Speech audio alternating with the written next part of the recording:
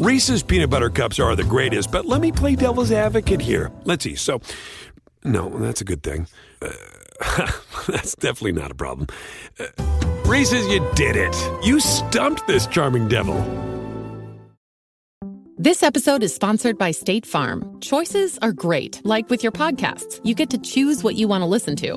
And State Farm believes insurance should work the same way. That's why the State Farm Personal Price Plan helps you get the coverage you want at an affordable price and a policy that helps cover what you value most. Like a good neighbor, State Farm is there. Call or go to statefarm.com today to create your State Farm Personal Price Plan. Prices vary by state. Options selected by customer. Availability and eligibility may vary.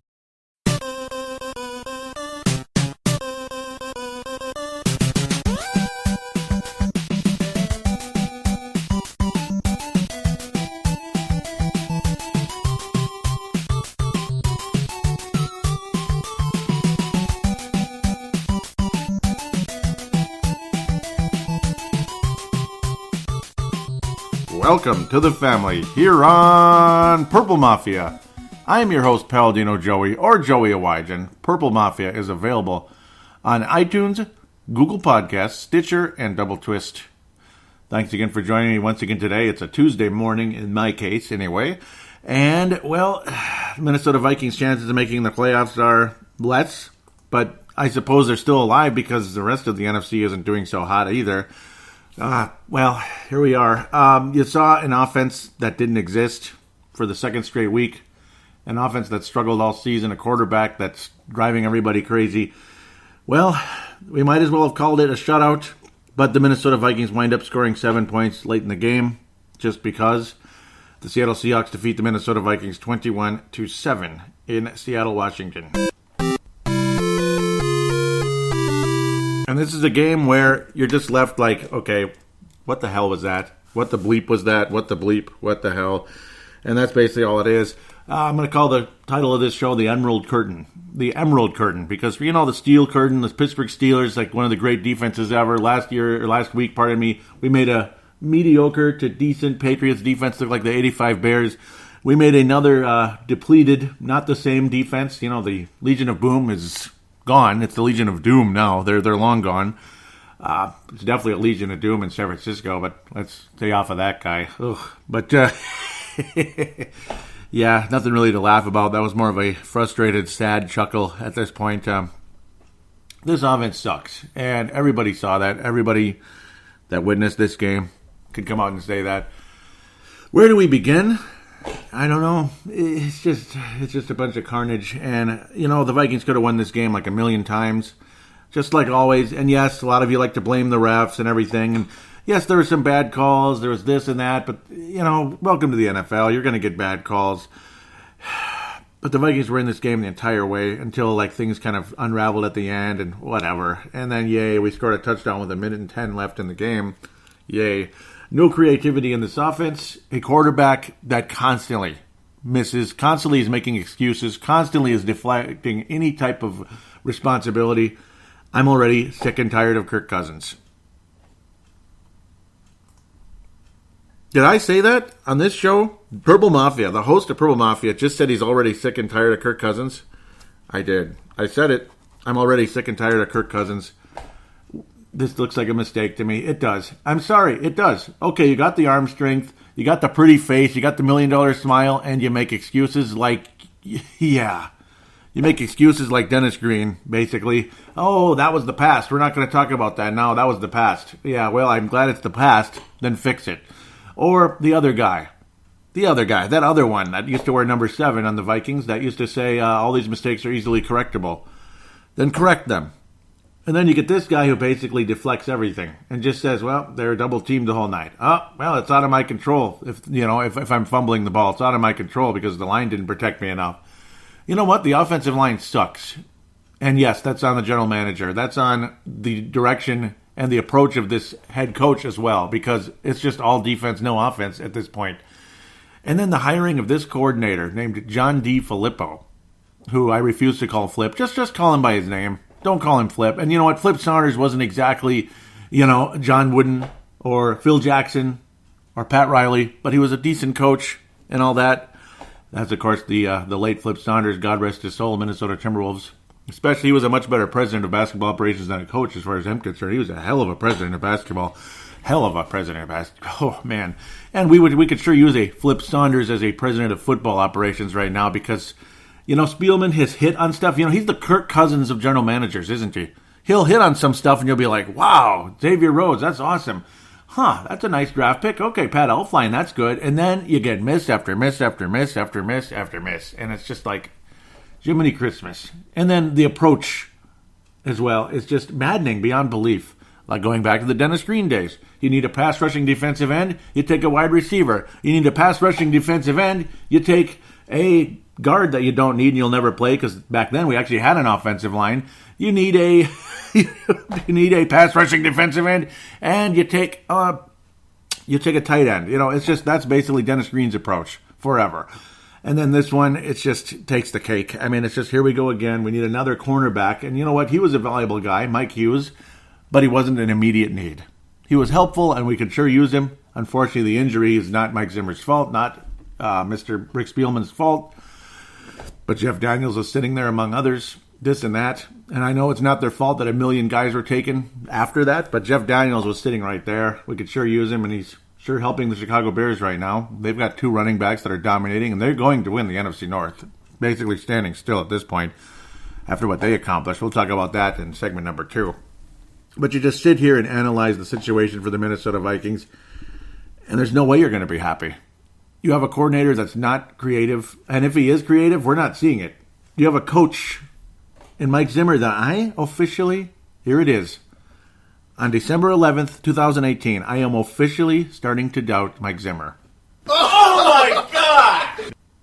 What kind of boss out there do you like? Do you like the kind of boss that basically, I don't know, call this cliche, call this purple and gold shades, call this rah-rah-ree, all that silly car salesman bullcrap, out there with the college coaches especially. But what kind of coach... What kind of boss do you like? Do you like a boss that encourages you or a boss that makes you nervous constantly and constantly takes subtle little jabs at you in the media? Subtle little jabs, constantly cutting everybody down, this and that. And that's what took place in 2016, and that team was a dumpster fire, as many people would describe. Judge Zolgad likes to use that line. It was a dumpster fire, all right, and obviously for multiple reasons. You have a special teams coordinator named Mike Creefer who, flips out at times as well. When something doesn't go right, this and that, and they just make everybody nervous. And a kicker. The last thing on earth you need is a kicker being nervous. And then when you look at Daniel Carlson, who has missed 1 out of 25 kicks since joining the Oakland Raiders. Yes, they suck big time. The Oakland Raiders suck. But Daniel Carson's making his kicks from 50 yards, 30 yards, whatever the hell it is, and he's perfect on extra points. Here, he couldn't hit the broadside of a barn if his life depended on it because people were constantly making him nervous. I told him to make him, and this and that. That was basically it. That was Mike Zimmer's comment about Daniel Carlson, and, it was easy, and this and that. And you know what? I'm guilty too, but I'm not the head coach. I'm not there every day. I'm just a guy watching it on TV. That's all I am. I'm just an analyst behind a microphone and a laptop. I'm the host of Purple Mafia, 10-year veteran. Okay, I've got that going for me, the 10-year veteran. 11th year, but now, crazy. But, listen to me brag about that. Oh, goody, right? It's not helping the team at all. They're there every day. It's their bleeping job. They're getting paid millions of dollars or hundreds of thousands of dollars, whatever it is in the coordinator's case. Mike Prever looked on as a future head coach. I don't see a future anything. I see a future... substitute teacher if it keeps up. I don't know if you'd want him as a substitute teacher. He might make your kids nervous going home. Because none of the kickers under this son of a biscuit has done anything. They're all mental gidgets leaving this place. They come in primed and ready to go and they leave as a mental gidget. But luckily, Daniel Carlson went the right direction. Daniel Carlson went to join Cole's kicking camps. Jamie Cole is the name, trusted coach. Now this, of course, is thanks to the Las Vegas Journal. Las Vegas Journal, of course, the future home of the Oaktown Raiders, the Las Vegas Raiders. Michael Gelkin. Okay, Michael Gelkin. That's not too hard to pronounce. Well, that number 8's helping that team a little more than our number 8 right now. But, okay, I better shut up. That's a little silly. But it's as simple as one step closer. Just take one step closer. Let's read the quotes from Daniel Carlson. He said, "It's just easier to control when you're a little more compact," said Carlson, who estimates he begins his approach around 124 inches from the hold instead of 140. Those steps aren't as long. You try to be as repeatable as possible, and I'm already 6'4", 6'5". Yeah, so he is a tall guy. He looks like a basketball player, big time. I'm almost at a disadvantage there because it's harder to be repeatable when you're that tall. As a 5'10" kicker, it's easier to have the same exact angles and levers and stuff. And stuff. I love when people say "and stuff." It's funny. I have to continue to work on staying compact in my tall frame. That way, every time I get to the ball, it's the exact same. Adrenaline can change things too, so you try to be the exact same as in practice, as in you are in the game, and just carry all that technique over. Well, Mike Prefer, well, Mike Zimmer, well, whoever you are, you know, if this is all it took for this guy to literally turn his career around, you guys suck. You know, and you know what? And I know Mike Zimmer, whatever. You're not the special teams coordinator, but Mike Prefer is. You know, he is. Mike Zimmer hired John DeFilippo. Mike Zimmer has kept Prefer, who has had every kicker leave this place as a mental gidget, except maybe Kai Forbath actually was okay, but he had some mental gidget moments as well. They gave up on Carl. They gave up on Forbath too quick. They've given up on Carlson too quick. And you know what? Again, I was one of the pitchforkers going off on Daniel Carlson. But again, I'm just a radio host. That's all I am. They're coaches. Figure it out. It's possible. It is possible. Figure it out after the Seattle preseason game. Figure it out in frickin' training camp. Because I'm sure there were problems in training camp as well. You know, I mean, obviously, yeah, the guy is, how many 6'4", 6'5" kickers are there? So again, that's one of the things. Look at Daniel, what the hell is even his name anymore? Dan Bailey. Look at Dan Bailey. He's not a tall guy. So again, it's a different type of approach. Change the approach. Send him to Cole's kicking. Is it such a horrible thing to send a guy to a kicking specialist for a day or two to figure a thing or two out? That's all it might have taken, you know? I mean, would it have killed the Vikings coaching staff to send Daniel Carlson to Cole's kicking camps? Would it have killed them? I don't know, but let's get off the kicking.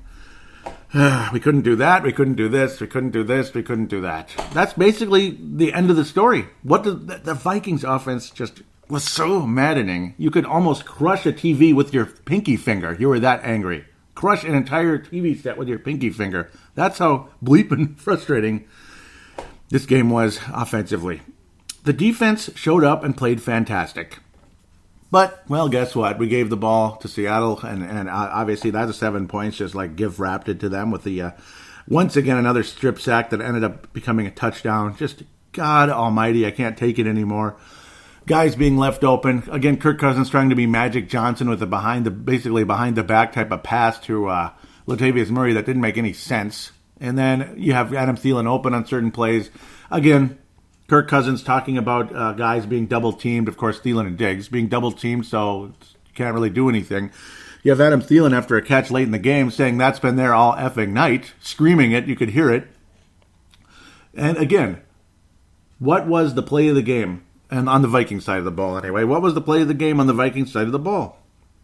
A spectacular play, a spectacular catch by Stefon Diggs. 48 yards down the field that put the Vikings in great position to take the lead. And he was double-teamed, and he made the catch anyway. Oh, anybody there? Oh, he was double-teamed, and he made the catch. He was double-teamed, and he made the catch. That's right, because he's good enough to make the catch. You have a coordinator that's nervous because, again, the constant jabs, this and that, nervous to make a mistake. You have a quarterback that's nervous to make a mistake. Yet then again, he does make mistakes anyway because, again, the coach is making him nervous. And the coordinator is, I don't know, maybe he's incompetent, maybe he's not. A change, I think, is necessary one way or another. Bring in Jim Caldwell. Or, of course, Ed Stefanski. Go ahead, promote him to where apparently you wanted him to be the whole time. Maybe that's another thing that could make a guy nervous, this and that. like a starting quarterback struggling out there or doing really good because you've got the backup quarterback that could be the future starter, this and that, waiting for him to come in and take over, this and that. Like when Matt Castle came in for Christian Ponder knew that his days were numbered, and he stunk horribly after that. Not that he was good before that, but he was better in 2012 than he was in 2013. So it's things like that, and that could be just a mess of problems going on with this coaching staff and this organization. I love the Vikings. I want them to succeed, and every time I dream about them winning and all that, I just feel so good. Believe it or not, last night I dreamt that the Minnesota Vikings beat Philadelphia, if that makes sense, and advanced to the Super Bowl. Now, how funny is that? I was like, oh my God, they're finally back to the Super Bowl, and it felt so good. They beat Philadelphia. It was a pretty close game, and they beat them, and they're going back to the Super Bowl, and then it's like, well, who are we going to play? Are we actually going to finish the job? After how horrible we've been, we actually made it to the Super Bowl. That's pretty crazy.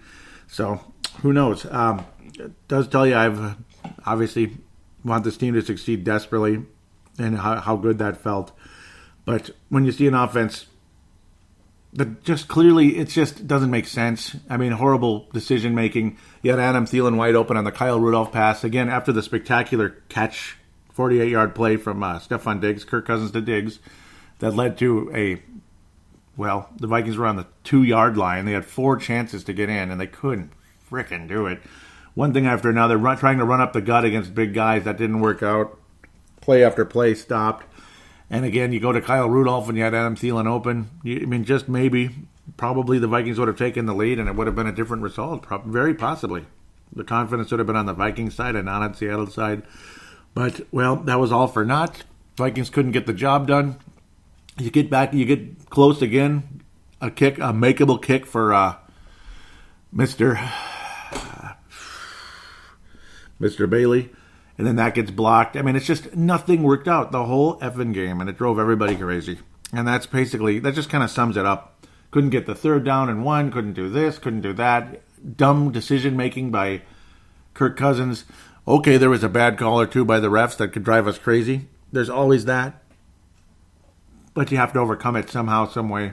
Good teams can do that. Good teams can do that. You can't just, if you want to say the ref screwed you, say that if it's the final play of the game and it was an obvious touchdown or obvious non-touchdown or whatever. That's when you could say you got screwed by the refs. But if it's like during the game, okay, you got screwed here and there, overcome it. There's got to be a way to overcome it. And this team did not overcome it because they couldn't get a freaking first down. The most crazy statistic of all is the fact that the Vikings didn't even cross the 50-yard line. They had 0 plays in the Seattle territory until 6 minutes remaining in the 3rd quarter. That is freaking atrocious. What? I mean, that's freaking awful. What more is there to say? Well, at least we got a couple sacks. Danielle Hunter was great. The defense was very solid throughout the game. Again, bogus pass interference call on Xavier Rhodes that really sucks, and it did not help the Vikings at all. I don't know. What else is there to say? I'm just at a loss of words, even though I've said quite a few. This is a team that you could run on, but the Vikings didn't run well on, and of course there weren't a whole lot of attempts either. Dalvin Cook was solid, the 4.2 a carry, this and that. There was an occasional creative play, but generally speaking it wasn't that great. I feel no confidence in this quarterback or this coordinator per se in this offense, and I don't feel a whole lot of confidence in this quarterback. Is he worth $84 million over 3 years? No. Am I glad that it's only 3 years? Yes. Where will this team be 3 years from now? Or, well, 2.5 years from now? I have no idea. Is Mike Zimmer the right coach for this team? I don't know anymore. He's a wonderful, as a defensive coordinator, it's like A+++++. As a head coach, I don't know where he is right now. Like B-, C+, when I thought he was more of an A to A- range. I'm not sure anymore, but I don't know. You could probably win the Super Bowl with Mike Zimmer as head coach. And I don't know. A lot of things need to go right, though. And, of course, that's how it is for every team out there. Everything went right for Philadelphia. Sometimes you got to be more lucky than good, but being good helps too. And this team was not. This team was not good. The defense was freaking awesome. The offense was not good. The defense is freaking awesome. Once again, you have like record low numbers. Like Russell Wilson, 72 yards passing. The guy was rendered useless in the game. The one interception, of course, that was basically like a punt at the end of the game. Of course, it was a stupid-ass play, but lucky for Russell Wilson, the clock had expired, basically. The period was over. I mean, there was like 5 seconds left, so he just kneeled down and headed into halftime. But, yeah, that's the thing. I'm glad we got an interception on him. It was a throwaway that stayed in bounds and went to Kendrick, so it kind of is what it is. But, again, you render Russell Wilson useless, and you still can't beat the Seahawks. You still can't beat the Seahawks. It's just ridiculous. Quarterback rating, 38. 38. Yeah, I mean, we got a little bit of offense in the second half. But the first half, the Vikings offense couldn't do jack crap. And then you have opportunities and then still can't do jack crap. Still can't get in the end zone. And things drop off the way they do. Disgusting and frustrating. I don't even really have anything else to say, I guess, at this point. Other than it just leaves you at a loss. And if we do make the playoffs, it'll be because everyone else sucks. It won't be because we're spectacular. Unless, of course, we actually beat Chicago in the last game of the season. Which would be kind of encouraging, leading into probably playing Chicago again. Chicago's stuck at the 3rd seed because I don't know if they're going to catch the Rams, even though, let's just say, they played pretty good against the Rams this weekend. And the Rams, I'm starting to question them a teeny tiny bit because of who they lost to. If you're going to win a championship, you better beat the good teams. And they didn't. They didn't. They didn't beat the 2 best teams other than them in the NFC, did they? So we'll talk about that in segment number 2. With that, let's pass out the awards. The Fran Tarkington Award. I think it's going to be Stephon Diggs on the offensive side. You know, Anthony Barr had a really good game, didn't he? Danielle Hunter did too. Generally, I like to give it to one player, but the last couple of weeks when these games have been so horrendous, I mean, Stephon Diggs was awesome when he got a chance. And, of course, so was Danielle Hunter as well. I loved what Danielle Hunter brought. He actually brought a little bit of pressure, and he did help. And Kendricks was good, too. Eric Kendricks, for the most part, as well. This defense played freaking lights out. They played lights out, and they still got shut out by the curtain, the emerald curtain. Now, Linval Joseph was unbelievable as well. He was just a killer. Absolutely awesome. I mean, you know what? It's just, let's just give the Fran Tarkenton Award to the defense. Forget the offense. Just forget it. Even though Stephon Diggs is a fantastic player. And he deserves recognition, but that's what I'll give him. Recognition. Honorable mention. The whole, like Linval Joseph, Danielle Hunter, guys like that, they just were unbelievable throughout their game. And they deserve Fran Tarkenton Award, to be quite frank. Just an awesome, awesome game defensively. And they were let down once again, unfortunately. And I'm disappointed for them. I really am. The Emerald Curtain of Seattle was what it was. And, well, that's what they are now, the Emerald Curtain. The, Christian Ponder Memorial. I mean, I don't know. What more can you say? Just same old crap. Just the same thing as last week. If you listen to last week's show, it's the same thing. The play calling. And you know what I mean? Kirk Cousins he doesn't do it for me. He doesn't do it for me. He does not do it for me. And you can disagree if you want, and that's fine. But he's not, to me, he doesn't look like the right quarterback. And obviously, the offensive line needs to be better. But, I mean, again, it's just no vision here. You just plug in a guy and think we're all ready to go. There was just no plan. There was no plan. That's the problem. You're going to invest all this money into a guy who struggles when he doesn't have good protection. I know every quarterback's going to struggle a little bit. But some quarterbacks make something out of nothing. This one doesn't. And when you have a guy who, can't handle it, why are you making him the guy when you have no plan in front of him to protect him? Idiotic. Rick Spielman, you suck. Seriously. You've made some great draft picks, some good decisions, but you've made some really terrible ones, and this doesn't make any sense. There's no plan. No plan at all. So with that, I'll wrap up segment number 1. As emotional as it was, could I have been more analytical? Yeah. But I don't know. Sometimes it's got to be a raw version of the show, and that's what today was. This is a team that doesn't deserve to make the playoffs, but okay, I guess they will. Maybe. I don't know. Maybe not. Are they going to beat Miami? Will be the first team they beat that's over 500? Hey! Well, we'll talk about that in segment number 2. Miami Dolphins beat the Patriots again. can't believe it. And this is a guy who likes the Patriots. Second favorite team. They beat him again. What is up with that? Every freaking year. But welcome to divisional football. Funny stuff happens when you're in a division. Just like the Carolina Panthers were. Just get off it. Let's talk about something else. Let's talk about segment number 2 right after this.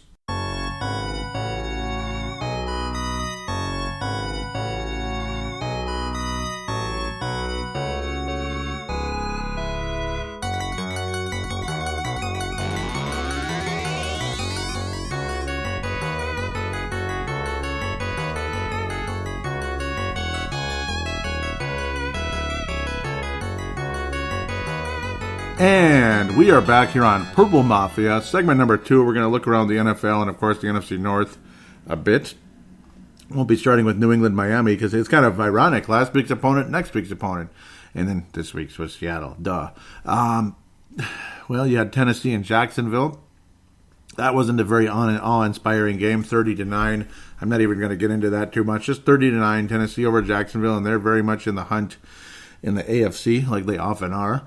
New York Jets finally won another game, beating the Buffalo Bills. Rookie quarterback versus rookie quarterback, where apparently Josh Allen's leading the league in rushing lately. It's unbelievable, 100 yards rushing against the New York Jets in a losing effort. Both teams dropped both teams are 4-9. Buffalo dropped, and of course the Jets jumped up a bit. Sam Darnold, another interception, one of bajillions over the course of the season, and Josh Allen had a couple as well. But that guy's been getting his rushing yards. There's no doubt about that. How about them Cleveland Browns, Vince Germano, if you happen to be listening? Vince Germano out of Australia. 3rd place in the AFC North, 5-7-1. You'd be only, one game behind a half game behind the Carolina Panthers right now. How about that? Nice. And you'd have the tiebreaker over them. That's great. I'm very happy for the... I am. I'm very happy for the Cleveland Browns. They're turning things around fairly quickly. Baker Mayfield very efficient in the game. Not spectacular numbers, but efficient. 127 quarterback rating, got his touchdown and this and that, but an overall very nice performance. Too bad. Last week when I got to watch the Cleveland Browns, he stunk. And that's too bad. I wanted to see a good version of Baker Mayfield, so I was a little disappointed about that. We'll skip over Green Bay's little sugar high victory. We all know what a sugar high is, and what's the reasoning why I'm calling that, right? Because it's not Mike McCarthy. When it's a different coach, there's always that little sugar high game or couple games, and depending on the situation. Kansas City over the Baltimore Ravens in overtime. Very close game. Patrick Mahomes getting the job done and keeping the Chiefs as the number 1 seed in the AFC. It looks like they're going to have home field advantage throughout the AFC. We'll see if it matters this time. That's a tough place to play. I know the Vikings never win there in Arrowhead. It's beyond frustrating. Do I think the Patriots can in the playoffs? Absolutely. Lamar Jackson was kind of fun to watch. Unfortunately, he had the fumble, but it was nice to see him get out there and get a chance to play. Robert Griffin attempted a couple of passes, was nothing special. Robert Griffin the third, that is. Lamar Jackson, not efficient, but at least he didn't throw an interception. He did fumble. He got a couple touchdowns, and again, quarterback rating just over 100. It's the accuracy that wasn't all too spectacular, but Pat Mahomes definitely stepped up in a big way. Way more yardage, this and that. He attempted 53 passes in the game and 7 yards per attempt. Did get an interception again against this Baltimore defense, which is back to being one of the best in the NFL. They're outstanding. Lamar Jackson adding that quickness as well. Patrick Mahomes, of course, being much more of a classic quarterback, and he's definitely got a wonderful future for the Kansas City Chiefs, as it looks like they're not losing a whole lot right now. In terms of the whole issues that took place, we'll leave that alone. Tampa Bay was looking good against New Orleans, but ultimately not the case. The New Orleans Saints are now the number 1 seed in the NFC, and I think they're definitely the favorites to win the NFC and represent in the Super Bowl. I hope they don't win, but chances are, if New Orleans hosts the NFC, they're gonna go to the Super Bowl. I don't see the Bears beating them. I don't see the I just don't. And I know years ago, maybe the Saints will avenge the Bears' victory over them way back in 2006 when Drew Brees just first got there, and the Saints got to the NFC title game that year but got thromped by a Chicago Bears team. We'll talk about the Bears in a little bit. New Orleans Saints, though, again, they beat the Rams earlier this year. Chicago Bears beat the Rams. I got to get back to that. Slow down. But New Orleans Saints, I think they're very much likely going to represent the NFC in the Super Bowl this year.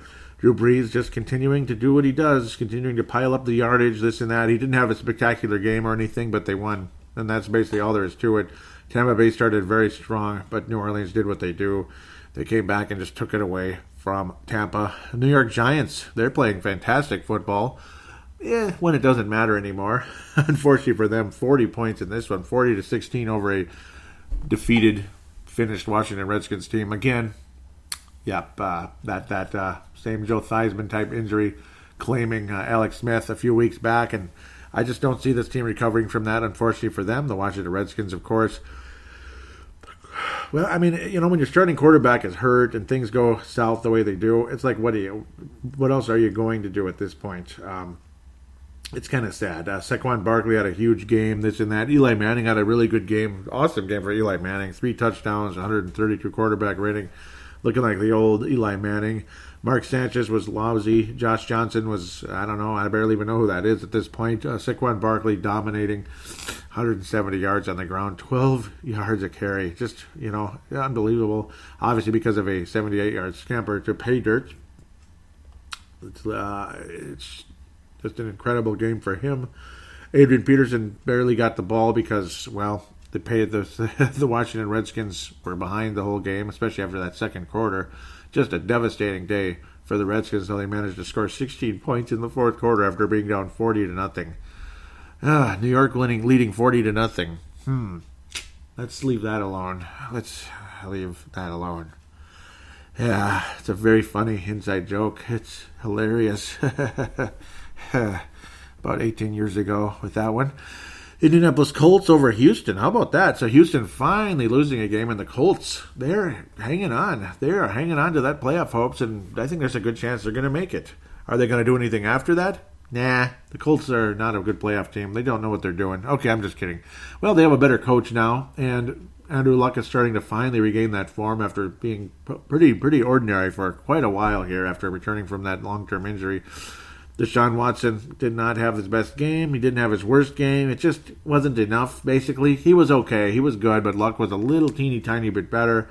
And very huge road win for the Indianapolis Colts. This is huge. Like the signature win. When you're looking for that signature win that puts you in the playoffs, it puts you on the map, this and that. This is what it was for the Indianapolis Colts. They snapped the Houston streak there. Cincinnati is not going to win another game this year the way it's going. And are they finally going to move on from Marvin Lewis? Oh my God, are they finally going to do it? The Los Angeles Chargers are 10-3, and you know what? Yeah, I'm beginning to think they might win the AFC this year, and are they due to win the AFC.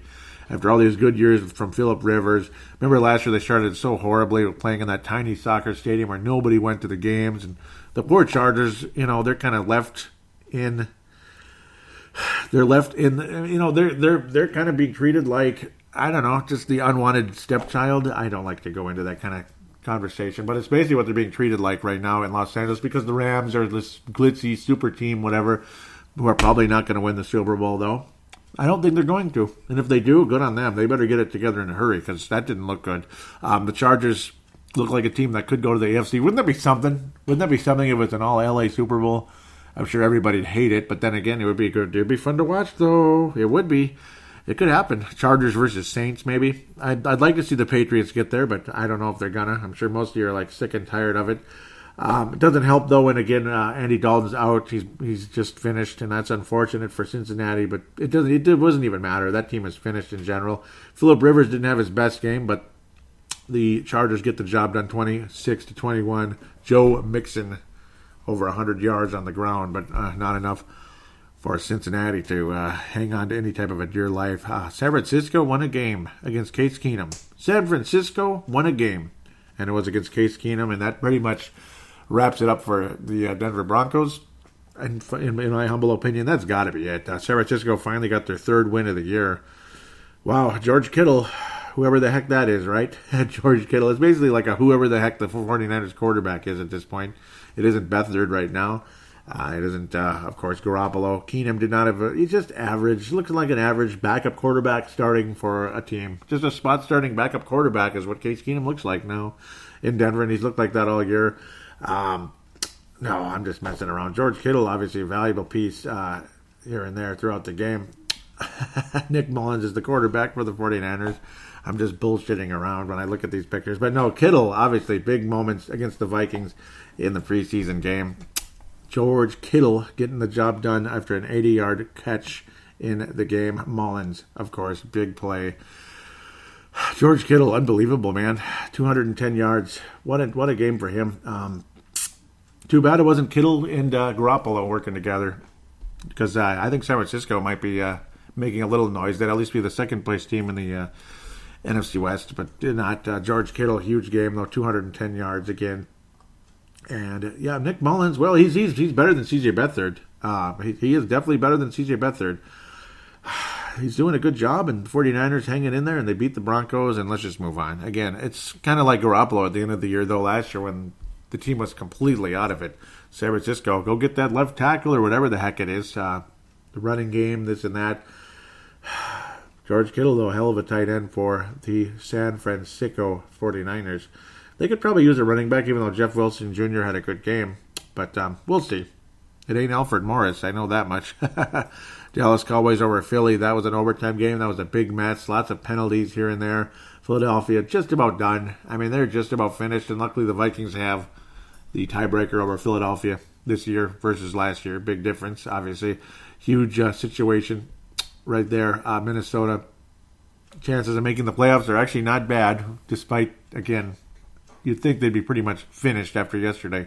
But the Vikings still hanging on to dear life because of teams like Philadelphia and Washington and Carolina not really serious about making the playoffs this year. And the Vikings don't look too serious either. Carson Wentz looking a little more like Carson Wentz in this one. Dak Prescott somehow found a way to get 455 yards in this game, and that just seems so bloated and crazy, but he did attempt 54 passes. He had a great game, but again, it was bloated. Dallas kind of in a passing situation, trying to catch up and beat the Philadelphia Eagles in a short time. They're in a short time span, and they were able to do it, getting into the overtime period. The Oakland Raiders, Daniel Carlson and the Oakland Raiders. We can't say Derek Carr. It's Daniel Carlson. That's their franchise player. Even though Derek Carr had a second straight good game. Good for him. Good for Derek Carr. Roethlisberger went out with a rib injury in the game. The Pittsburgh Steelers will be a road team at best if they make the postseason, and they probably will. They got a better record than a lot of other teams, despite, well, it's just a half-game lead. Derek Carr, though, eclipsing the 300-yard mark, quarterback rating 122. Nice to see him getting back into form, but, of course, the pressure is off, and it's long gone. Oakland, also like their Bay neighbors there. San Francisco and Oakland, even though they don't play that close to each other anymore, getting the job done. Their third win of the season. Oof. The Las Vegas Raiders. But no, good for Daniel Carlson. He's been a nice story, without a doubt. He made his 44-yarder and made all of his extra points and all that. Daniel Carlson outside kicking. Usually made a miss in the past with Minnesota. We'll just leave that alone. So we're in the final games here. Let's go to Detroit. Well, not to Detroit, to Arizona. The team that officially ended McCarthy's career with Green Bay. They managed only 3 points against that awesome Matt Patricia defense. Oh, greatest defense ever. No, Cardinals just suck. They're 3-10. Looks like San Francisco, Oakland, and Arizona all looking to get that number one pick. They're going to be at the top of the draft this year. Detroit's what they are, 5-8. They're finished. There's no chance they're going to make it. Their best player to me is Matt Prater. Well, no, Matthew Stafford. It's just somebody named Matt, basically. Prater and Stafford. Josh Rosen again. I can't say enough. Just an average guy. I'm not impressed with Josh Rosen. I'm not impressed with Josh Rosen. And yeah, I'll just leave the rest of that alone as well. Detroit just won the game 17-3 in a just very meh game. Kind of like Green Bay and Arizona last week. It was just nice to see Arizona win, I guess. Chicago and Los Angeles. Well, you know what? I want to backtrack. Let's look at the Packer game instead first.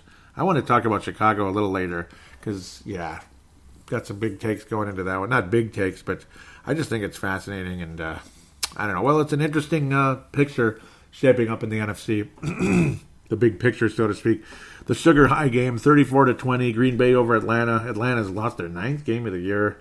Wow. Julio Jones made a few really, really nice catches in the game as we got to watch this one. It was a nooner.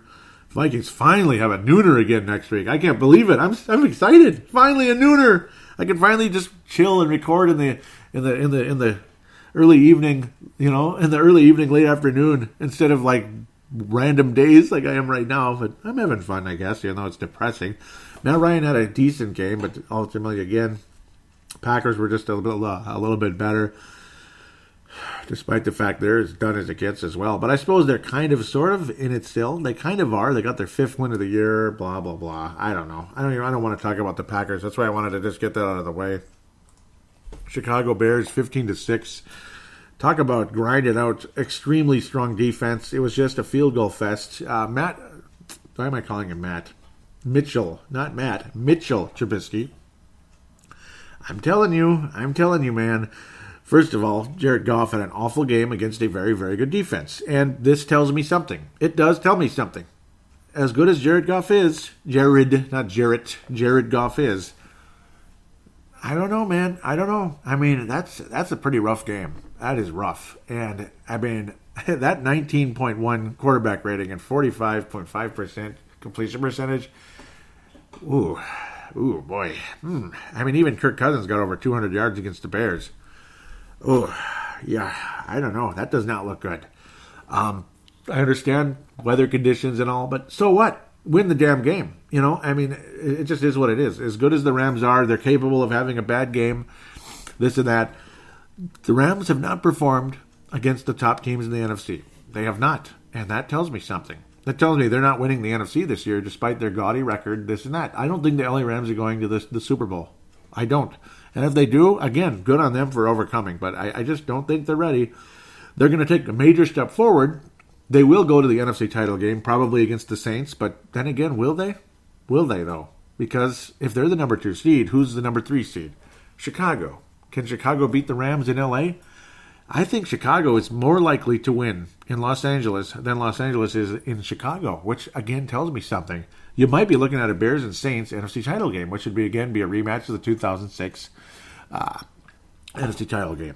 And we'll see. We'll see what happens. I'm not sure anybody's beating the Saints this year, unfortunately, and I hate saying it. But back to my point about Mitchell Trubisky instead. Now, Jared Goff, again, he's young, and so is Mitchell Trubisky. Both these guys very, very, very young. They better hope for the best. Jared Goff is actually a year older than Mitchell Trubisky, so that's very disappointing. Again, Mitchell Trubisky, though, that's the one thing. Chicago's got this phenomenal defense, and they've got a really good running game. Really good. Tariq Cohen, and, of course, Jordan Howard, who was one of those great picks, again, which, again, tells you don't have to go top 10 in the draft to get your future franchise running back. You don't, just like your future franchise wide receiver. Stephon Diggs, 5th round. Jordan Howard, 5th round. Adam Thielen, undrafted. Can I continue? I mean, Latavius Murray wasn't a high pick, and he's good. He's not a franchise running back, but he's useful. Todd Gurley was a high draft pick, and occasionally, yeah. I mean, that's just the guy. Saquon Barkley, blah, blah, blah. We get it.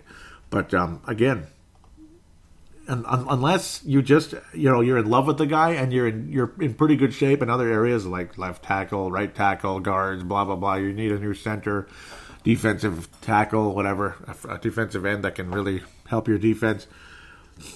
Go ahead and take that running back if you have a good opinion on him. But just saying, again, there's a lot of good running backs that aren't blue-chip first-round guys. There's a bajillion good wide receivers that aren't first-round guys. Wide receiver, even more than running back. But Mitchell Trubisky, long story longer, is he going to be... And I know Sebastian used to hate when I said this about Christian Ponder, but I have to say this because it's Chicago. I know he's a different quarterback and blah, blah, blah. But in Chicago terms, is he going to be another Grossman for Chicago, Rex Grossman, where he'll get them to the Super Bowl, an NFC title game, this and that, but never win the big one? That's the one thing I'm fearing about Mitchell Trubisky. I think he's a little too erratic. I think he's got a better skill set than Rex Grossman. Rex Grossman did not have a good skill set. That's the one thing. It's like, okay, there was hopes, this and that. He was a first-round pick. Mitchell Trubisky, the hope is, again, that there is a better skill set and that he will turn it around, and I think the capability is there. But so far, he's pretty rough, too. I mean, neither one of these quarterbacks had a good game. I mean, look at Jared Goff, 19-1 quarterback rating. Mitchell Trubisky, 33.3. That sucks in the course of 3 interceptions. So, very important to sit down and look that over here. Jared Goff, again, to me, this is the best defense in football. It's the Chicago Bears. It is the Chicago Bears. The Vikings are like second or third, and Baltimore. It's like And then Seattle might as well be fourth after yesterday, even though they're not, but they might as well be after yesterday, if that makes any sense. As I try not to cough to death. Holy cow, thanks God for that dump button there. Oh, that was brutal. So, yes, that's what the Chicago quarterbacks looked like against each other on Sunday Night Football. How about the Bears, though? Okay, so with that, there's my takes on it. It's going to be interesting to see how these two teams shape up, because one of these teams has to beat the Saints at some point to go to the Super Bowl. So one of these teams is probably going to go up against the Saints in the NFC title game unless somehow the Saints get upset by the Vikings.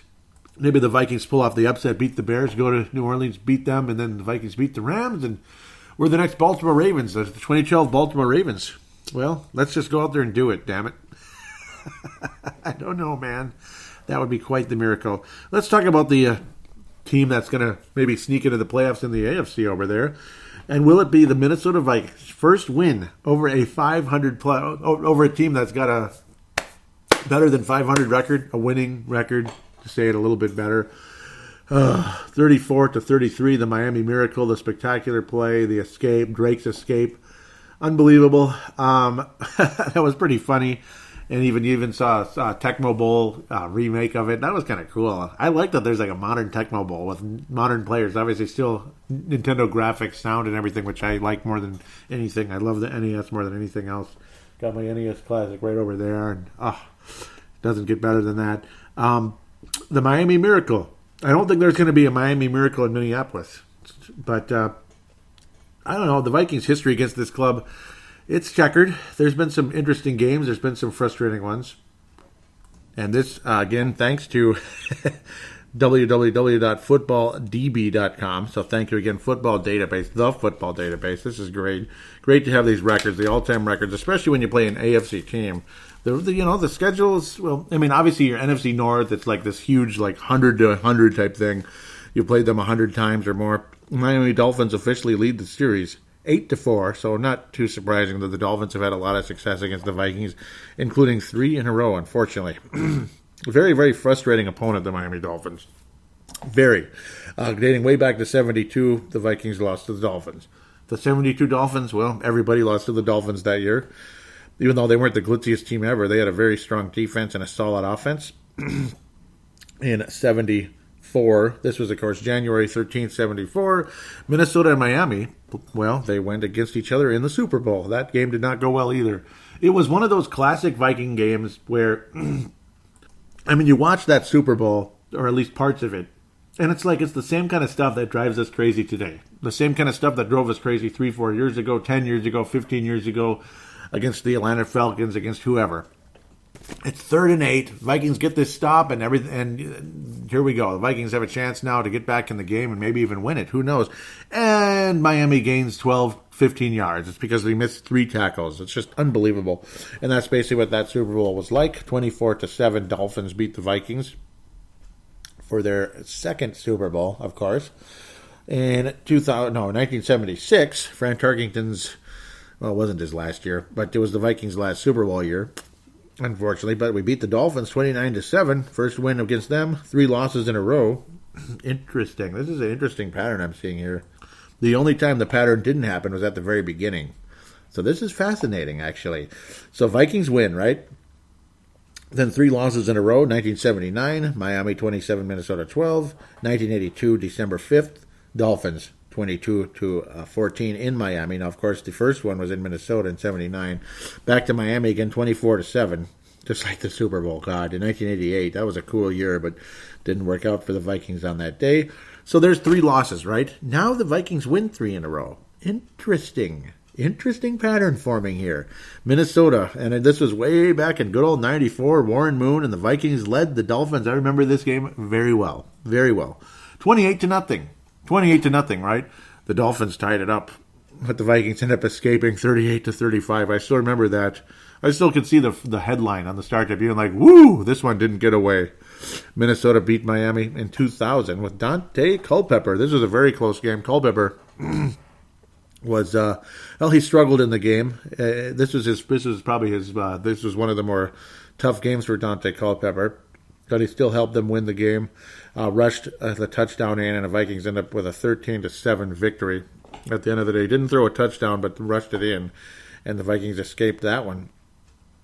That's the second win in a row. In 2002, when the Vikings were really lousy, Culpepper and Minnesota escape a not-so-good Miami team there. Actually, that was a decent Miami team. It was a shocking win, 20-17. And now the Dolphins win 3 in a row. Interesting pattern here. 06, the Dolphins in Miami, 24-10. That was November 19th. September 19th, 2010. God, that game was frustrating. In the Metrodome, 14-10. The Vikings had so many opportunities to win that game. They stopped Adrian Peterson at the goal line. They stopped him multiple times on second, third, and then ultimately fourth down. And the Vikings got nothing at the goal line. Dolphins win the game 14-10. And then Miami, 37-35. In Miami, a pretty entertaining game there. The Vikings just could not get the job done back in 2014. Heartbreaker with Teddy Bridgewater for the first time playing in his hometown team, basically in hometown stadium there. Dolphins lead the series 8-4-0, no ties. And you notice a pattern here.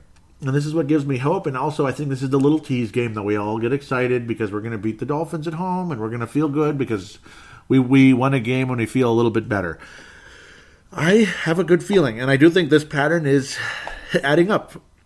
See? It's 3 losses, 3 wins, 3 losses. I think the Vikings start a 3-game win streak against the Dolphins. This might be a load of crap, but I think the Vikings are gonna beat the Miami Dolphins on Sunday. Not just because of that, but I think there's going to be an improvement. I have a feeling. I'm still scouring the wires here, but I'm not seeing any news yet. You can guess what I'm looking for. That the Vikings have fired John DeFilippo. Well, at this moment, Tuesday morning, 10:30, the Vikings have not fired John DeFilippo yet. So if it's already happened when you're listening, if it happens like a couple seconds from now, so be it. Or right as I'm uploading the show, so be it. Maybe it'll happen in segment 3. I'm kind of surprised they haven't, to be quite frank. I'm very surprised that it hasn't happened yet, but maybe you wait until noon or something. That tends to happen. But I think there's going to be some type of a change, or there will just be a massive improvement and a motivation because the Vikings' back is up against the wall and there's no tomorrow. You know, the cliche bull crap that we always hear. This will be a desperation game. I think Minnesota does beat Miami. And put it this way, if they don't, their season's done and they absolutely don't deserve to make the playoffs after losing to the Dolphins and losing yet another game. Just an absolute joke. Your 7th loss of the year. The best record you can possibly have is 8-7-1, and you'd have to beat Detroit and Chicago here. I think this is the Vikings' game to win. Believe it or not, despite the awful play, I do believe there will be some type of change. I think you're going to see better offense. I think you're going to see a overall better game by the Minnesota Vikings versus the Miami Dolphins. Future Hall of Famer, and he's absolutely future Hall of Famer because he's the 5th all-time running back in Frank Gore. He is just unbelievable. He is just hanging in there, and he's still got it, and he's just doing great. Their offense is not so good, but think of who they've had at quarterback. Brock Osweiler at times this year. Tannehill's decent. The running game is 18th in the league. Their passing is 26th, and their offense is 29th in the NFL. Again, they've struggled because of, certain guys being out. And, Ryan Tannehill missed time like he did last year, the whole damn season last year. Cameron Wake, he's one of those good defensive linemen who gets the job done. He's got 4.5 sacks. Robert Quinn, those are all familiar names right there. Xavier Howard is leading the NFL, sole possession, NFL, with 7 interceptions. So it's the Miami defense, I think, is scarier than their offense. It's going to be a low-scoring game. And Miami has been this type of team pretty much since Dan Marino left, to be quite honest. Frank Gore is their leading rusher with 708 yards on the season. It's going to be a stretch for him to get to 1,000, but still. And it's amazing. He has not gotten into the end zone once. Yet he's one of the all-time NFL leading rushers, and I have a lot of respect for the guy. I don't think Adrian Peterson is going to catch Frank Gore, and that's pretty crazy. But even despite the awesome season he's having, and he did pass Dickerson, if you can believe it. I didn't think he would, but the awesome season he's had, he's found a way to pass Dickerson. He passed Tony Dorsett earlier in the season. He now passed Dickerson, but it's still a climb though. If he's going to get up to Frank Gore, Adrian Peterson 8th all time in the NFL rushing list. We're not here to talk about Adrian. We're here to talk about Frank Gore and the Miami Dolphins. It's their defense, I think. Ultimately, that's a little bit scarier. Not really. They've struggled as well, which is kind of funny. This is a crazy team. Their statistics their yardage is a problem. They give up 401 yards a game, which is 29th in the league, 29th in rushing yards, 29th and 25th in passing. I do think, again, especially with the interceptions, that's where Miami's defense comes in. They force turnovers, is the interceptions, not so much the yardage. Xavier Howard lead seven interceptions on the season. T.J. McDonald with 3. Kiko Alonso with 3 also. That's quite a bit. That's 13 interceptions, just 3 guys. So I don't care who the coordinator is. It's going to be as long as he stays healthy, God forbid. Please stay healthy, Delvin, and be healthy for the game. It's going to be Delvin Cook's day. You're going to win the game with Delvin Cook getting 100. You're going to see Delvin Cook's best running game of the season. This is what it's going to be. Yeah, that's what it's going to have to be. I think Kirk Cousins is going to have some moments, but I'm sure he'll have a moment or two the other way. Don't be surprised if there's an interception in the game against this team. But I do believe it's Dalvin Cook's day to shine. They give up 140 yards on the ground to the Miami Dolphins per game. Per game. There's no excuse. Latavius Murray's going to get 40 to 50 yards. I mean, one of these two guys is going to come out and shine. Maybe both of them will wind up in the end zone at some point. But I do believe Dalvin Cook is going to get 100 to 150 yards in the game. He will get triple digits in yardage in the game. Adam Thielen reached his 100th reception yesterday, which is great, but not really a day to celebrate any offensive numbers for the Vikings yesterday. So it's kind of like a moot point at this stage. But the Vikings will win the game on the ground ultimately. Kirk Cousins will have some moments, but if they don't run the ball against the Miami Dolphins, if they don't have success on the ground, if they don't have the proper run blocking, the Vikings will lose the game. But if they do, the Vikings should be able to overcome this and beat the Miami Dolphins, avoid the crazy amount of turnovers that they could possibly have in the game, and get the job done. 3 interceptions, so for the linebacker, even Kiko Alonso, good for him at the end of the day. But again, it's definitely on Mr. Dalvin Cook and obviously whoever the coordinator is. If John DeFilippo is still a coordinator, this is the game. You got to run the ball. I mean, it's just, to me, it's common sense. And of course, you don't want to do it constantly. You don't want to only run the ball. You got to keep things honest. Of course, Stephon Diggs, I expect him to have a good, solid game. Adam Thielen, hopefully, as well. I mean, you should be able to beat this team. Their defense is not that good. Their offense is not that good. So, despite the fact they're 7-6, which is pretty weird, but that's how it goes. It's going to be a running type of day, though, I do believe, to avoid the turnovers. That's what's going to get it done. And Miami got it done against New England with running the ball and having a lucky play at the end, Kenny Drake. They do have a Ken Yen Drake, by the way, who averages 4.5 a carry. Frank Gore also 4.7 a carry. Miami's definitely more of a passing offense than a running offense so far this year, despite the fact they have 2 very solid running backs. I do expect Miami to pass the ball more than run in the game, and hopefully the Vikings can get a turnover against Ryan Tannehill, who statistically has been pretty good this year. 16 touchdowns, 6 interceptions, quarterback rating about 106. He has lost 3 fumbles this year, though, interestingly, in the only 8 games. So hopefully the Vikings can force a turnover, and that crowd noise and all that can be disruptive enough for the Miami Dolphins. Minnesota wins the game 24-20 or so, 24-21, something like that. A low-scoring, close game. I might even go 21-17, 21-14 type of game, but Minnesota's going to win the game. Dalvin Cook's going to get like 125 yards, I'm guessing, and a touchdown. At the end of the day, Latavius Murray about 50 yards, and he will also get a touchdown in the game. Minnesota does win with a conservative offense and gets the job done. A conservative running type of offense, not the boring Childress type crap, but the actual classic running game type of style. That's how Minnesota will win the game against the Miami Dolphins, and you will see some passing yardage. Probably Stephon Diggs will score a touchdown in the game, and he will get about 80 yards, in my humble opinion. Minnesota wins 21-7 in a lower scoring game. Despite, again, it's not like Miami's got this great offense or has got this great defense, but I think the Vikings come out conservatively to avoid turnovers. I think they're going to be a little bit tight, especially because of that reason, and that's why it's going to be a lower scoring game, and Minnesota's defense will keep Miami honest. 21-14, Minnesota defeats the Miami Dolphins in US Bank Stadium. With that, we'll take a quick break, come back, and talk to you guys, Facebook and Twitter.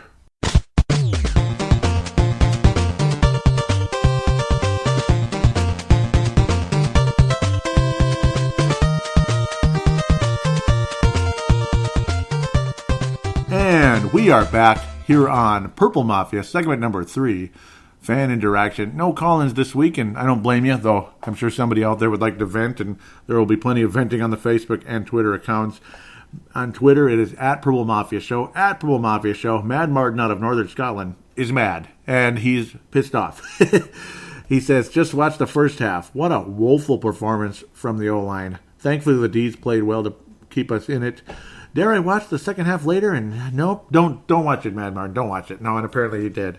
It says, and the Bears have almost sewn up the division. Of course, their stunning win, or not stunning, but impressive win over the Los Angeles Rams. More on the defensive side because Trubisky and the offense wasn't that great. The running game was, though. It was good. Jordan Howard closing the century mark.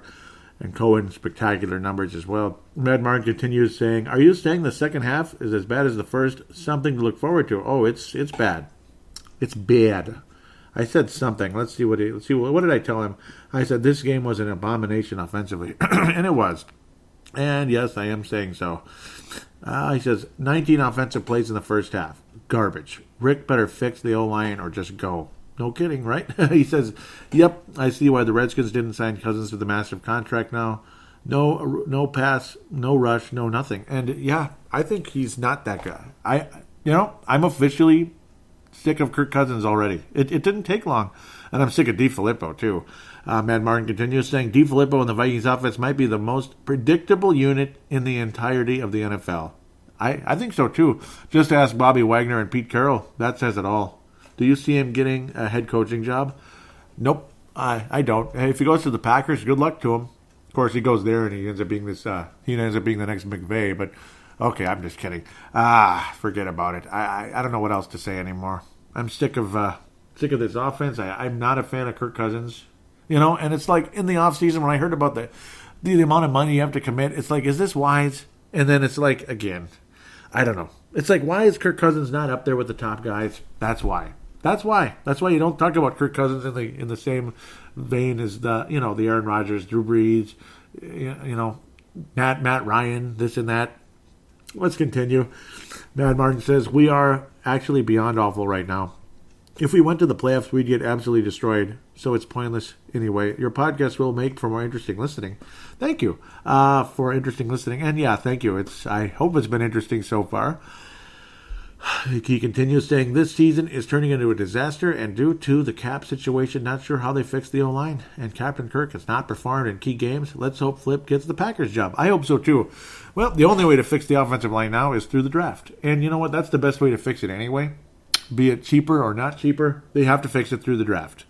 Captain Kirk is not good. No, he's not performing key games. And, well, and it's just like, it's classic Vikings where you get a quarterback in Warren Moon, who never won a playoff game. You're all excited about it. He never won a flipping playoff game. And he was 40 years old already. He had never won a playoff game. And we're still waiting for Warren Moon's first playoff win. Cunningham had great success. Future I don't think he made it. But no, he was in Hall of Fame level. But a very good quarterback. He could have been Hall of Fame if he didn't, fall off the face of the earth when in his mid-30s before coming to Minnesota. Could have been a Hall of Famer. Moon obviously was an easy one. Cunningham sucked in the playoffs too. Great seasons with Philadelphia, but he was not a good playoff performer. He came to Minnesota. Well, awesome regular season, and of course he wasn't even supposed to be the starter, but he had that wonderful renaissance, comeback player of the year. Here come the playoffs. Well, yeah, he didn't perform after he got smacked in the mouth a little bit right before the half, and we'll leave that alone. I still to this day have not watched that game in any form whatsoever. I will not watch it. I will not watch the 98 NFC title game. I refuse. Mad Martin finalizes Twitter saying, looking at Zimmer's face says it all, Flip needs to go. Yep, I think he will too. And this was right as I was starting to record the show. It's true though. It is so true. And thank you for those awesome tweets, Mad Martin. You are a gem to the show. You are a gem. And again, talking about Hall of Fame, you're in it, buddy. You're in it. Let's go to the Facebook page. First, a quick shout out to MN Vikings Haven. MN Vikings Haven. Trevor Wickerin is the founder of that page, kind enough to allow me to post links to Purple Mafia on that page. And, of course, wonderful in-game threads just like I provide on this one. But yeah, you're welcome to go to both if you like. And of course, and great conversation throughout the week, breaking news. Maybe you'll see DeFilippo get let go, or maybe something else. Who knows? Anything could happen. The Vikings released Kirk Cousins. Yeah, that would be a pretty big check. There's no way they're doing that. Plus, it would still count against the cap. So, yeah, we're screwed. We're screwed. And nobody's going to write that kind of a check just to fire a guy. I mean, you'd be fired on the spot for that. So, let's just continue. Thank you again, Trevor Wickerin, for allowing me to post on that page. MN Vikings Haven, and a lot of you have joined that, and thank you very much. And I'm more than obliged to give them a shout out, and thanks again for allowing that. Facebook page, facebook.com/Purple Mafia Show, facebook.com/Purple Mafia Show. The most recent episode, there was no comment at the bottom of it, so the Childress this is 281, the Emerald Curtain. It's just so beautiful, isn't it? So the in-game threads, that was a bit crazy here and there. A lot of guys were frustrated. Jerry Hicks and others getting, they're having a fun game. He was wearing a Favre shirt, jersey. Well, it wasn't a jersey. It was a shirt with the Viking Hornet saying Favre. That was kind of cool. That was a cool idea there. Dave Hickey was asking, does anybody tackle anymore or just play bumper cars?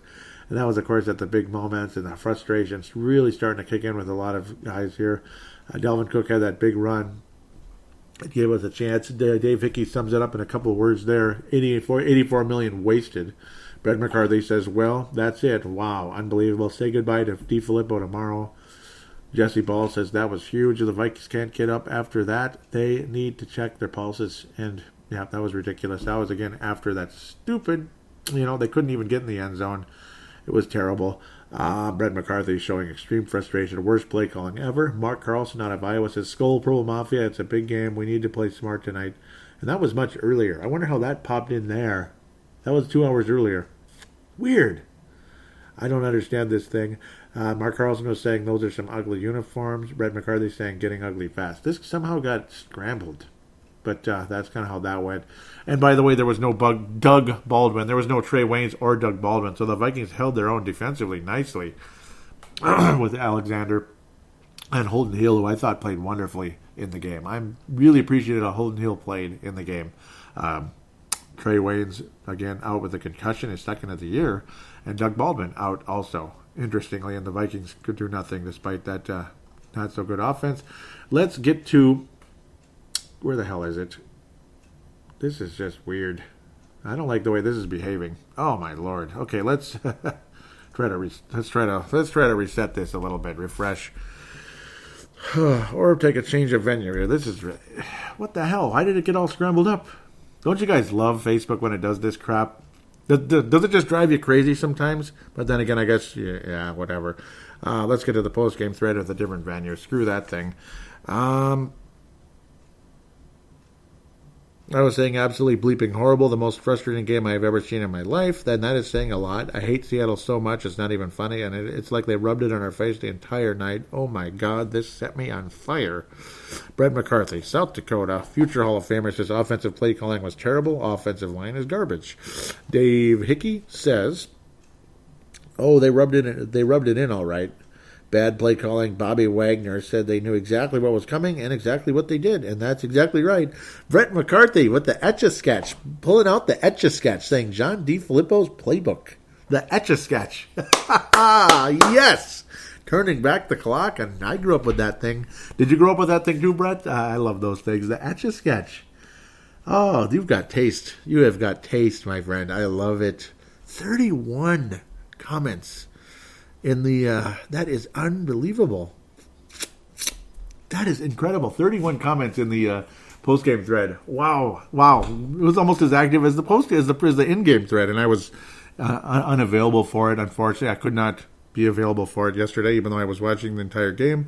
I was saying fire Prefer also, as other people were saying fire people. That got a few likes. Again, John DeFilippo's playbook. Yep, he reposted it out in the open there. Dave Hickey out of Iowa, him being Brett McCarthy. Dave Hickey out of Iowa says, enough said. I'm so sick of watching this team shit the bed. Brett McCarthy says, fire DeFilippo. Todd Vandermeer out of Indiana says, I'm embarrassed, 50-year fan, and this is what I get every year. Some things never change, just like the song. Yep, some things never change. Yeah, I was thinking about making a YouTube video about all the heartbreaking losses and disappointments where you get so excited about something and down it goes, down the tubes again. Kurt back locally out of Lakeville, Minnesota. No, it's not Lakeville. It is White Bear Lake, pardon me. Todd Vandermeer says, I heard that. Same old shit. Yep, and totally agree there. Todd Vandermeer responds with, I give my heart to the team every year, and every year they ripped it out of my chest and stomp on it. And I agree with you, Todd. I feel it. I feel you totally. I feel you totally, my friend. I'm going to respond there. It's, it's heartbreaking, and we've been there and done that so many times. And it's Jerry Hicks out of the St. Louis area. He's originally from Minnesota, but a transplant to St. Louis. So his Rams, that was like maybe a second favorite team. I don't know, but when they were there for a little while. Jerry Hicks says I was a huge Cousins fan. Maybe he hates them to death, so I shouldn't speak for him there. Jerry Hicks, and welcome back, an old Triple Mafia follower. Thank you very much for jumping back on board the past few weeks here. I hope he's been listening all this time. He says, I was a huge Cousins fan and defender, but I'm even starting to have serious doubts about him. See, me too, my friend. Me too, as you heard on this show. I know the outline is atrocious, but he doesn't seem to scan the field well when the original play call is broken down. His eyes are in one place way too long, and that is a huge problem. That's a huge problem. Again, that's what separates him from the elite quarterbacks. He has elite talent, but he doesn't have elite mental whatever it is. He just doesn't have it, whatever it is. He doesn't have that natural, just get her done type of approach that some of the great quarterbacks, the Montanas, the Bradys, the Rodgerses, he doesn't have it. He just doesn't. Gerald String, Nebraska, from Nebraska anyway, says, it's weird how one freak play, that was an obvious penalty, finally broke our back, and then, and almost sack turns out into dagger. That's all there is to it. Can't ask defense to play much better. They are number 2 or number 3 best over the last 2 seasons on D. So what's up? Why can't offense get any rhythm? Well, the 4 essential elements were coached way back in the day is, number 1, run the ball consistently. Number 2, stop the run. We were a little putrid tonight. Yeah. Number 3, pressure the quarterback early and often. Get inside their head. Worked for Seattle tonight. Yeah. Number 4, control turnover ratio. You will be in absolutely every game.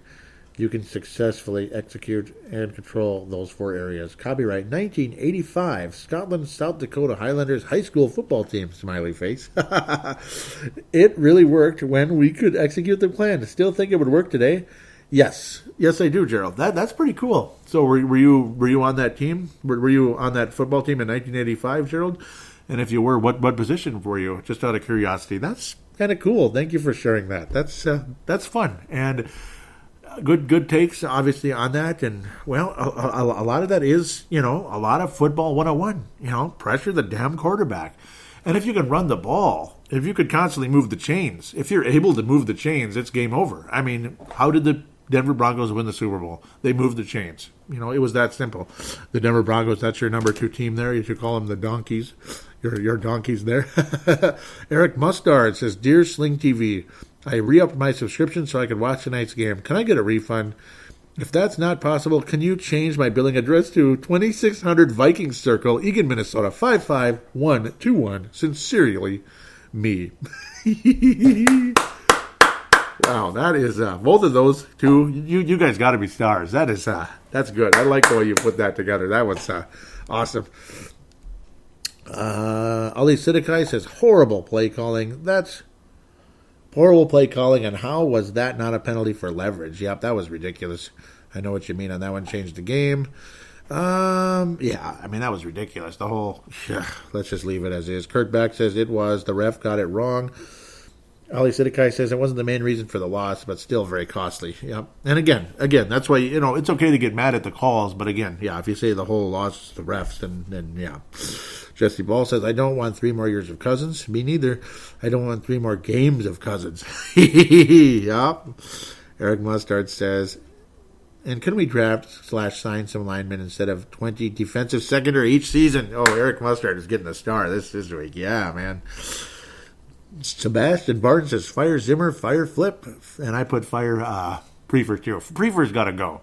Prefer has got to go. I'm seeing some stories popping up. Is there anything new? NFL rankings, NHL rankings. Oh, come on. Come on. Fire, fire, fire. Fire, fire, fire. That's pretty much all of us right now. We're the Beavis and Butthead of football right now. Fire, fire, fire. Fire, fire. Fire Flippo. His offense sucks and stuff. His offense sucks and stuff. Yeah, it does suck and stuff. Mark Carlston says 3 quarters. 3 quarters, and a defense was holding. Yes, it was. The offense just could not finish. There were a few missed calls, but you can't let it rest on the refs. Amen. If we can't kick a bleeping field goal, what are we supposed to do? We can't convert on 4th down either. Why send Murray up the middle? Yeah, because it wasn't working. And how many drop balls? I hope next year we just play noon games. Yes, I hate these night games. I hate them. Even though they're entertaining, I hate them. Let's save the night games for the Rams, the Saints, and we could sit down and kick back and watch those. I like nooners. I love nooners. They're chill and they're fun and you got all this energy because the sun's right up in the top of the sky, and then you got the whole afternoon after that, and you can listen to the commentary and then come home chill. I can record the show and you can listen to it in the Monday morning or Sunday night, whatever it is. I love nooners. I do. Let's continue. Where was he? Hot balls. Play noon. Yep. I hope next year we just play noon games. I still think we have the night game jinx. Yeah, we do. Except for, did we win? Yeah, the Packer game. Oh, goody. But they suck. And they quit. Skull Purple Mafia Nation, Mark from Iowa, and he's got to be star candidate. Leland Albertson, also from Iowa, says, with talent we have, there's no reason for this display of total crap games. What the hell just happened? Oh, okay, because there's a response. There was a hookup on offense 7 games ago, and I thought it's going to get better. Problem is, it's gotten worse every game to a point I'm thinking it can't get worse than last week. Lo and behold, it did get worse. Technically not a shutout, but it was garbage points, and it pretty much, yeah. To me, it's a shutout. Yep. Like I've been saying to pad Cousins' stats, he is not a leader. When it's crunch time, his play really shows through. And drum roll, it's garbage. Don't try and tell me O-line. Don't say receiver's not open. He don't see shit downfield. If the play breaks apart, you know what's next. Strip sack or interception every effing time. Because he is not a leader or game breaker. Offensive coordinator is over his head. Another piss-poor management decision. He wasn't ready for a promotion. He was handed keys to a Cadillac, but wrecked it, leaving the lot. Man, that is star. That's got star written all over it, Leland. That was awesome. Let your voice be heard. Let your voice be heard. These are just my opinions, but I see them dropping all of the next games. Maybe beat Chicago last game because they will wrap up the North next week. There's that, too. Don't be surprised if you see Daniel out there as the quarterback, so we'll see. Shelby Lund, welcome aboard. I think she's posted on here before. Maybe. I don't remember. Shelby Lund. Oh, come on. There we go. It started moving the wrong way. Leland, though, that's a star written all over it there. Coaching staff has lost this team. Also, Cousins is just bad. I will admit he is pressured a lot, but good quarterbacks find a way around it by throwing quick passes to slow the rush. Like Tom Brady, yep, and those little quick steps forward. It's like, oh, he's a statue. Yeah, but he knows what he's doing. He can get away. Find a way throwing quick passes to the rush, make him pay. Brady and Rodgers do it all the time. I say let Zimmer go and get McCarthy. Interesting. Shore up O-line with draft. Write out Cousins' contract. He will probably be serviceable with an offensive coach, but keep eye on draft for future of team. Yeah, there's nothing wrong with taking a developmental quarterback. Aaron Rodgers rotted under Favre for a long time. He rotted under Favre for like 4 years. So, you know what I mean? Kirk Cousins, I don't want him here when he's 38 years old. Can you imagine what he's going to be like then? Let's try not to imagine that. He might be out of the league then, just because, for whatever reason. Maybe he'll price his way out of the league. that type of thing. Dave Hickey says the blocked field goal was a penalty. Yes. Yeah, because, he stepped over. That was BS. I agree with you, Dave. That was BS. Then they take possession, and on another third down, Wilson breaks out for about 60 yards, and they're a clear hold on that play also. Yeah, there was a hold. We get absolutely no calls, straight up bullshit. Tony Coleman says this game was terrible and boring. I literally fell asleep for much of the third quarter. Bad calls, stupid mistakes. The Vikings should never play night games ever again. Eric Mustard wraps it up saying, with a gif saying, kind of like a sad face, like, Looks like the character looks like a bard or something, like a musician from back in the day. Yep, obviously from a movie there. Good thoughts there.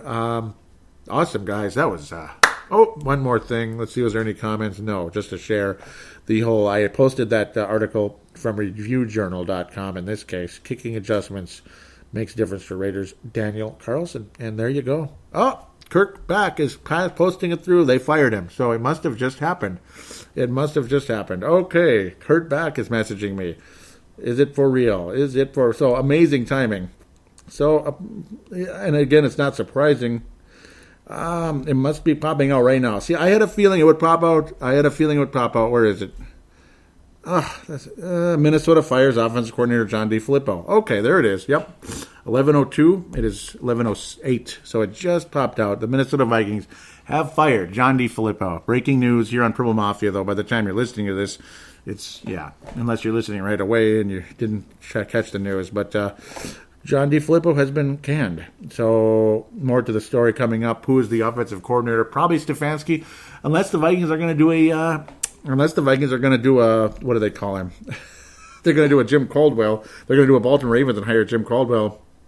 And there it is. I'm posting it right now on Purple Mafia. So unfortunately, I won't be able to get to your takes on this one, but I'll let it bleed out. You guys will probably be a lot of posts on this one. Good job, Kurt, for posting that, because for nailing me there. Amazing timing, my friend. Amazing timing. As I'm wrapping up the show. Yep. Okay, well, we can all feel better about that. Now, who's going to be the guy? Interesting. Amazing timing. Filippo is flipped. So it's too bad, but oh, come on. Did it not post? I hate it. I hate these applications. Just post it, please. And it didn't work. Son of a biscuit. Well, I'm going to have to fix that and repost it. But it is what it is. Right as I'm uploading the show, I'll repost it. Jeez. Well, good timing. Thank you, Kurt. You get a star for that. You get a bronze star automatically for that. Bronze star automatic. Let's pass out the awards. Gold star for this episode. Leland. Gold star. Gold star for Leland. Yes. Eric Mustard and Gerald String, silver. And Mark Carlson and Kurt Back will get the bronze. I think, they'll get the bronze for that show. Dave Hickey, obviously, awesome posts all the time. Brett McCarthy, awesome. You guys get stars, you've got so many stars in your trophy case, you don't know where to put them. So it's okay, one way or another. But Leland gets the gold star. That was freaking awesome. I mean, that guy stole the show there. And you know what? Every one of you, the passion, and Ton Vandermeer deserves the bronze star too. The passion you guys give on this show and the passion you show there. This is why I want to win a Super Bowl so bad, as much as I want the Super Bowl for myself, as much as I love the whole, I get emotional at even imagining this team winning a Super Bowl. I get tears in my eyes. And, it would be so emotional because of for all of you, those of you guys that have shared those NFC Championship losses, and some of you that go far enough to have shared the Super Bowl losses. Even if it's just one of them, the 76 one. It's heartbreaking, disappointing, and lame as that game was. The way the Raiders ran all over the Vikings, literally. With John Madden, John Madden got the Super Bowl with the Raiders. But that's where the emotion comes out, is when you guys can, all of us, just the emotion on that show. That'll probably be a 3-hour show. I mean, I might have to stop and come back doing that, maybe 4-hour show. Who knows? The fan interaction is just going to be unbelievable. I might even go live. But, the reason why it might be long is because I am going to beg. I'm not going to ask. I'm going to beg every one of you that has followed this team and loved this team so much to please send an audio submission if and when that day ever comes. But John DeFilippo has been fired. I'm guessing it's Ed Stefanski, but will the Vikings bring in Jim Caldwell? Unless he's already got a different job. But, well, it is what it is. With that said, we'll let that come out. And I got to repost it because it's so unfreaking reliable. I hate it. So you have it posted, and then it doesn't post. It's just unbelievable. Technology sucks. As good as it is, it sucks. It's unreliable most of the time. With that, I'm going to finally shut up and wish all of you a wonderful week. And, happy new offensive coordinator, and go Vikings over the Dolphins. I did predict that they probably would fire him, and they did. You're going to see a sugar high against the Dolphins. Minnesota beats the Dolphins 21-17, 21-14. God bless. We'll talk to you next week.